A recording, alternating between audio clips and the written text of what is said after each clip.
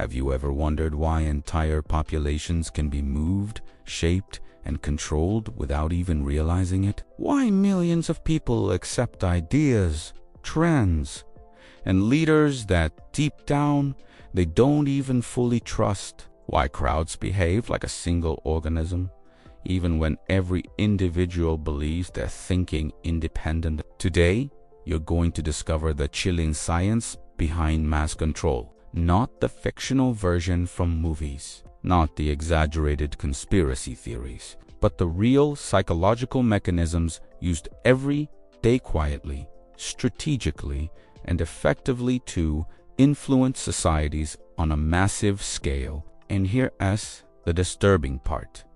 You've been exposed to them since the day you were born. Every belief, every fear, every impulse purchase, every political opinion you think you formed on your own, all of it, shaped by forces designed to move you like a piece on a board you never realized you were standing on. Let me ask you something simple. Why do you believe what you believe? Can you point to the exact moment you formed your deepest convictions? Or did they somehow appear in your mind as if they were always there? That's the first sign of mass control. The illusion of independent thought. People think they're choosing. In reality, they're reacting to cues, to patterns, to narratives, to authority, to fear, to belonging. And the people who understand these triggers rule.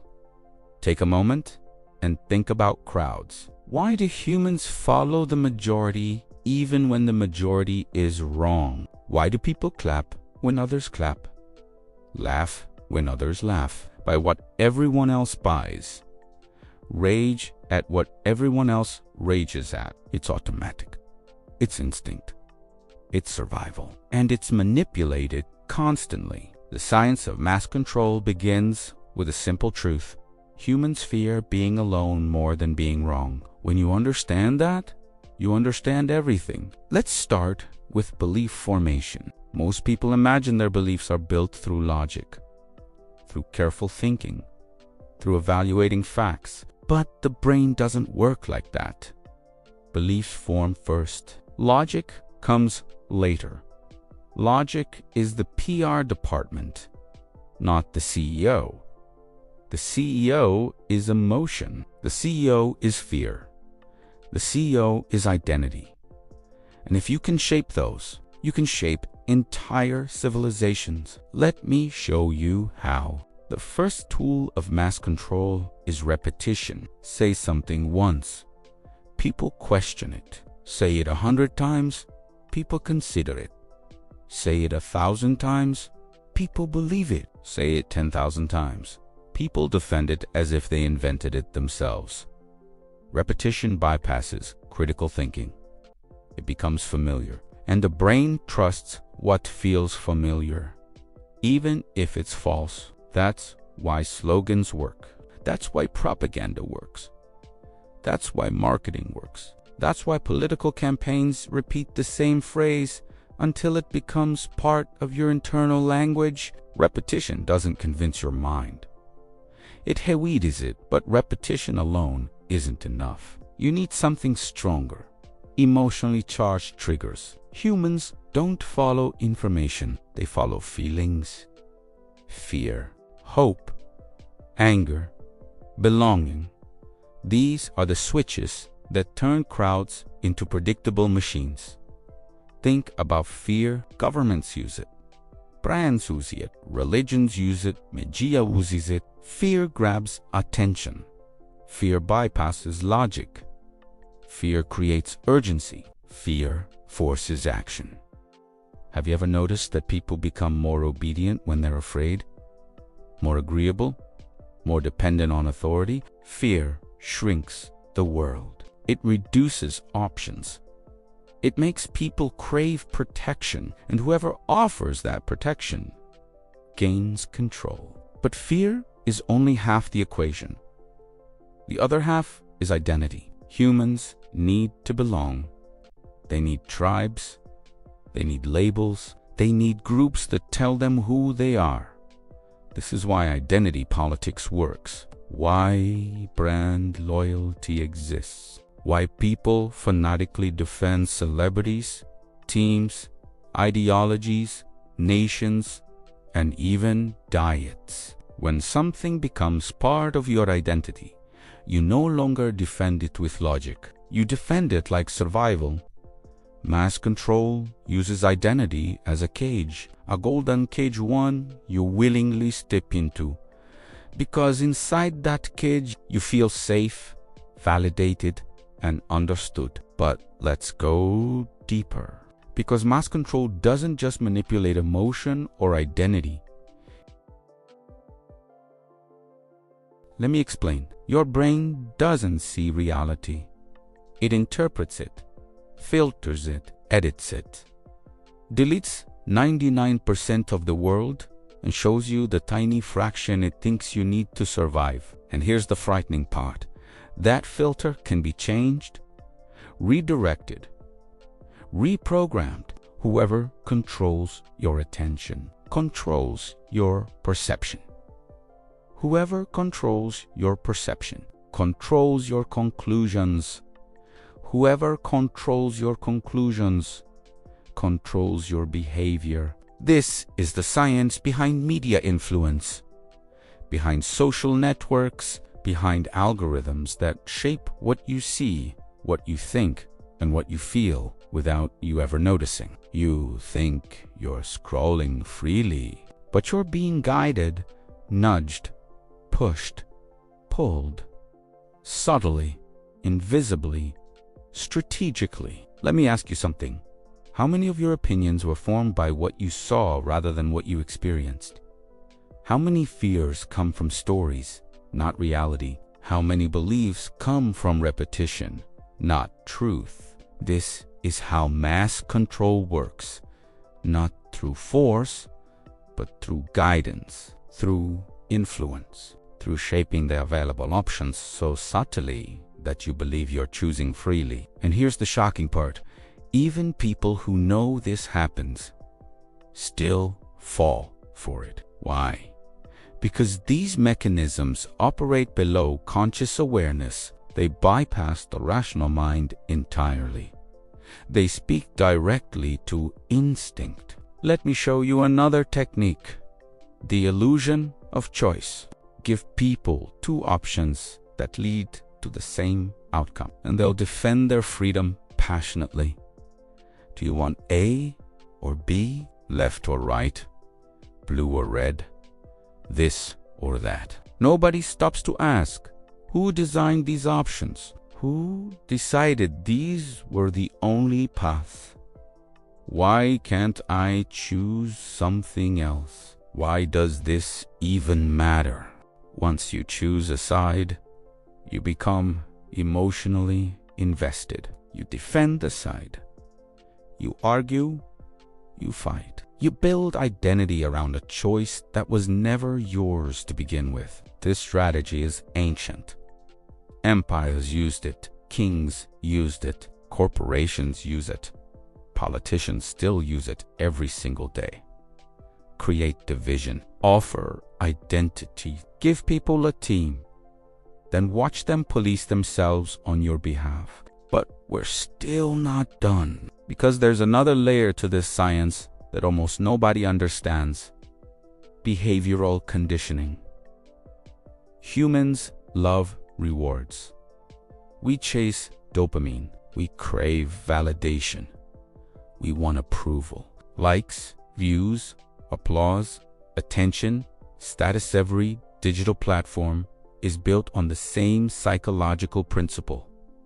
Reward compliance, punish dissent, reward conformity, punish individuality. And we obey, not because we're we, but because the human brain is wired to move toward pleasure and away from pain. Now imagine this system applied to millions of people at once. A population guided by invisible rewards and invisible punishments. A society shaped by triggers so small you barely notice them, yet so powerful they alter how you live, speak, vote, buy, and believe. That is mass control, not through chains, not through threats, but through psychology. Let me tell you a story. In the 1950s, researchers discovered something terrifying. A small group of scientists conducted experiments showing that you could influence a person's decisions simply by planting emotional cues in their environment. Symbols, sounds, words, colors, even subtle facial expressions. People changed their opinions without ever realizing why. They defended those opinions passionately. They believed those opinions were theirs. That was the moment the scientific community realized human free will is far more fragile than we thought. Governments funded the research. Corporations applied the research. Media expanded the research. And technology perfected the research. Today, mass control is no longer experimental. It's industrial. Every notification, every headline, every viral post, every outrage cycle, every emotional spike, every trend, every fear, every desire, it's all part of a system designed to keep you predictable.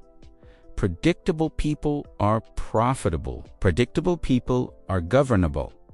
Predictable people are controllable. But here's the twist. This video isn't about making you paranoid. It's about waking you up. Because once you see the strings, they lose their power. Let me ask you something powerful.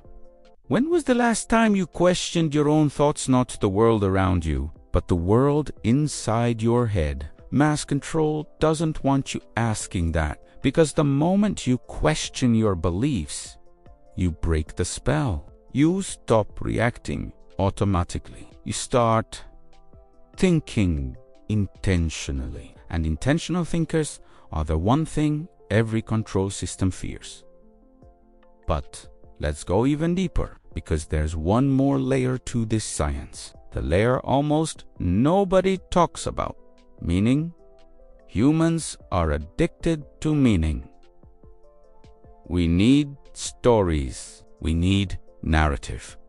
We need purpose. We need a sense that our lives connect to something bigger. Whoever provides the story controls the meaning, and whoever controls the meaning controls the mind. This is why countries teach national myths, why companies create heroic brand stories, why influencers build personal cults, why movements, religions, and ideologies rely on symbolic narratives that bypass logic. A story is the most powerful delivery system for belief ever invented. People don't remember facts. People remember stories, because stories shape identity, and identity shapes behavior. Now let me ask you the ultimate question. Whose story are you currently living in? Yours or someone else's? Because mass control isn't just about influencing your choices. It's about writing the script of your life without you noticing. And now you're starting to see the cracks. You're noticing how ideas spread like viruses, how outrage spreads faster than facts, how fear spreads faster than truth, how comfort spreads faster than discipline, how trends spread faster than individuality. This isn't an accident. It's design. But design can be resisted. Influence can be recognized. And control can be broken. All you need is awareness, consciousness, self-interrogation, the courage to ask, why do I think this? Where did this belief come from? Who benefits from me thinking this way? What happens if I question it? Because here's the secret. Nobody tells you mass control stops working the moment you become unpredictable. And unpredictability begins with critical thinking, with slowing down, with choosing instead of reacting, with stepping outside the identity cages that others built for you.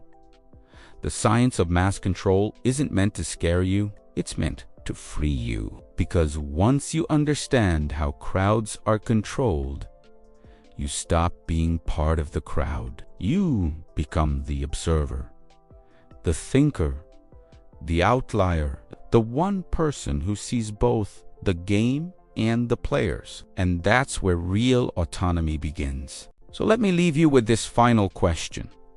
If billions of people live their entire lives under invisible influence, who will you choose to be? The follower, the controlled, the predictable, or the one who finally wakes up and breaks the pattern? If you want more videos that expose the hidden mechanics behind human behavior, influence, and the invisible forces shaping your life, make sure to subscribe and stay alert. Because once you see the truth, you can never unsee it.